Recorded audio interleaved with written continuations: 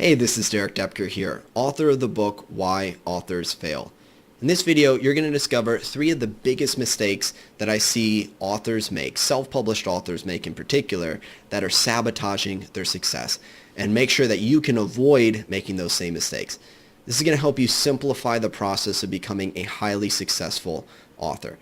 Now, a little bit about me. I am a 7 times best-selling author, and I've sold over 50,000 copies of my books. But more importantly, I've helped thousands of authors like you go on to become best-selling authors and build successful businesses as authors. So let's start with what these 3 mistakes are, including the first mistake, which you might have heard about in another video. This first mistake is where struggling authors, they'll write a book and they go, I just have this great idea for a book, and they write it and they get it all done, and then they go, okay, now how can I market this book? Okay, now look, I think it's great to just get something done. And I'm a creative person. I got a degree in music composition, so I know what it's like when you just have a great idea inside you and you want to get it out. And it's like, I don't know if it's going to sell. I don't know if anyone's going to want it.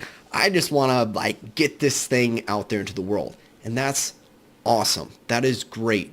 When you're talking about building a business, it's not just about what you want to say. It's also about what the other people want to hear, or what they really need. What do your ideal readers need? And of course, if you don't know who your ideal readers are, then you don't know who you're talking to and how to talk to them. Again, I give the analogy, something my business partner, Ben Potwa, who trains speakers, he says, doesn't matter how beautiful your French is, the other person speaks Spanish. So in business, it's not that you can't also express yourself, but it's got to be harmonized with also what do readers want. Now, this goes beyond just the book itself. So you want to consider, obviously, is this a book that people want? If you want to build a business. If it's just a hobby, do whatever you want. If you're building a business, is this a book that the readers want? But then it goes into everything you do in your marketing. What's the best book title? What's the best book cover? How should I write this description? What's a offer that I can give for people to sign up for my email list? And if you've ever been stuck and overwhelmed and what do I do? How do I figure this out? Well, a lot of times it's because if you're just in your own little isolated bubble, you can think through all kinds of things, but you'll never get anywhere until you put something out there and you do one key thing. What you got to do to simplify this process is get feedback. You need feedback from your ideal readers.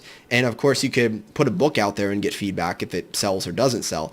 It's oftentimes a little bit smarter and easier on you, though, if you get feedback ahead of time. Now, if you're an established author, then some of this might be, common sense, or maybe you go, but I've already put something out there, what do I do? So in either of those cases, if it's common sense, I encourage you to go even deeper with it. Some authors will survey their book title, their cover, but they don't necessarily survey or get feedback on their opt-in offer, for instance. So there's probably some area in your business that you can still get some feedback on. The second thing is, if you do have a book out and you've put it out there and you're like, okay, I did that. I put a book out and now I'm thinking about marketing. You can always go back and go, okay, is this cover really good? And so, for instance, I run a mastermind group with some of my inner circle students. And one of the things that they do is they get feedback on their cover. One of my students, Richard, he put out his book cover. His book was already selling. He was already, had some success as an author, but he got feedback that his cover didn't fit the genre.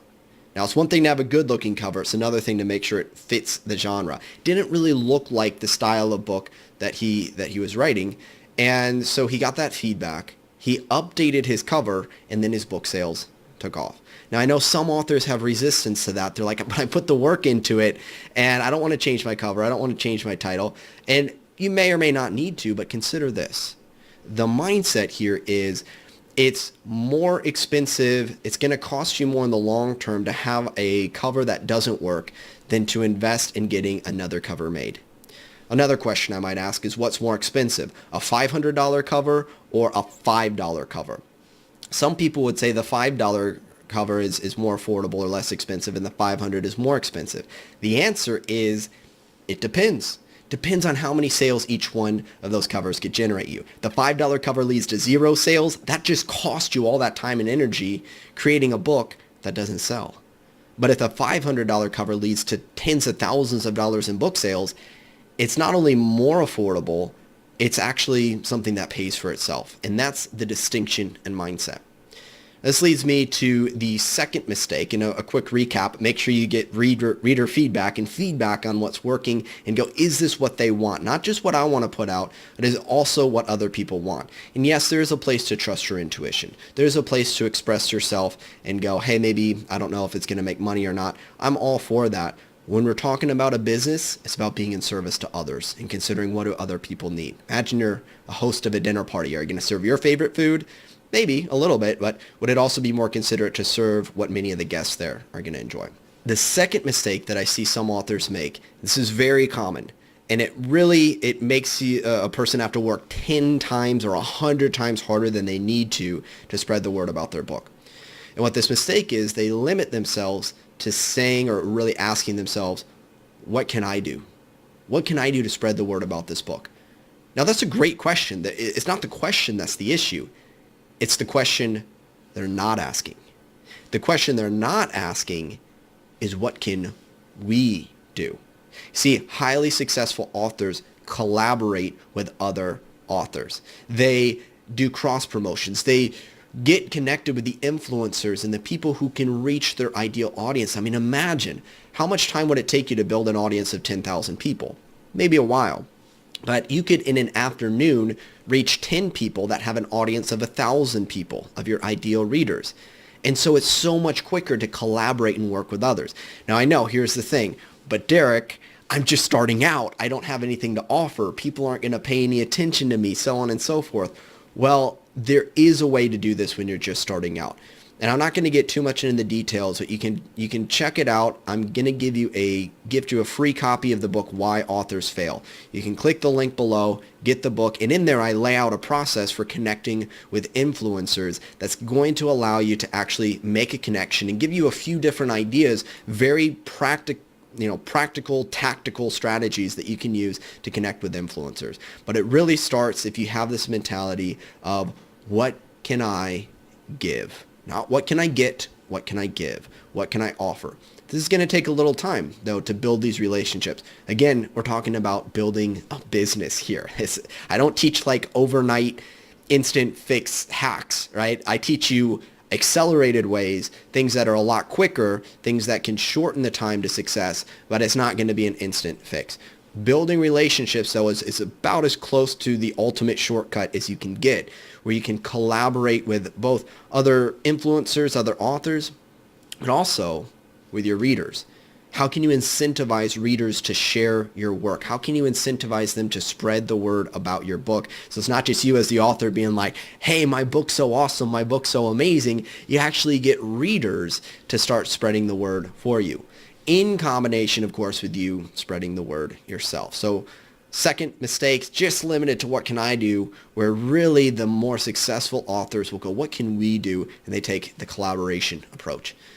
The third big mistake that I see some authors make is they don't have a plan. They don't have a proven plan. And it sounds kind of obvious, right? Like if you were going to, make a recipe, would you just go and get a bunch of ingredients and try to throw it together and figure it out? Or would you say, wait a second, someone else has already probably figured out how to make chocolate cake. Maybe I just look for a proven recipe or a proven process. And I talk, because I work with thousands of authors, and I ask oftentimes, what's your plan? They're struggling, what's your plan? They don't have one. Now, think about this. Do you think there's some other person out there who has figured out a way to go from where you're at right now to success, and whatever success means for you? Has there been someone who's done it in your genre? Has there been someone who's done it on a limited budget? Has there been someone who did it when they started out and they had no following? Yeah, I mean, most authors don't have a following when they start out. So sometimes I hear these things, I don't have a lot of money, I don't have a big following. It's like, I didn't either, right? But there's still a path that you can follow to success. And yes, when an author is, world famous, New York Times best-selling author, the Stephen Kings of the world can do some things that the average author can't. Yet, there are many authors out there, and there's many people out there who have developed a game plan and ask yourself, how long is it going to take you to try to cobble it together, or maybe go on some blogs and read these things and try to piecemeal things together? That could take you years to figure it out, and then you're overwhelmed with conflicting information. Or you could just go, who's already got this all figured out? Let me follow their plan. And of course, you will make some adjustments for what's unique to you. I'm not saying you just exactly copy someone else's plan, but you learn the principles, and then you make some variations and some adjustments of what's right for you. And in order to figure out those variations and adjustments, you go, what do the world's most successful people do, including these highly successful authors? See, they often have one big thing in common. They have a coach. They have a mentor. They have feedback. They're part of a mastermind group, perhaps. They get outside feedback from other people who might be smarter than they are, or maybe even if they're not smarter, they just see things from the outside, right? So do you have a coach, and do you have a plan? Do you have a mentor, right? So that's something to consider. And if you don't, that could be one of those differences between, if you look at the struggling authors and the successful authors, that's one of those big key differences. And if you want to bridge that gap to being an even more successful author, then make sure you get some sort of plan. It doesn't need to be from me, although I have some plans that I can offer you, but find some sort of role model, some sort of model of excellence. And I also want to make sure that you get a plan to identify these mistakes and overcome them. So as I mentioned, I am gifting you a free copy of the book, Why Authors Fail, and it'll be the first step in you getting a game plan together, or an even more effective game plan, refining a game plan that you might already have to make sure all the kinks are worked out to take you to a next level of success as an author. You can get that. There's a link below this video to get Why Authors Fail. And when you get the book, Why Authors Fail, the ebook edition of it, you can send me a comment in the email follow-up with what your biggest challenge is, and I'd be happy to see how I can support you in achieving success as an author. This is Derek Doepker, wishing you the best. Take care.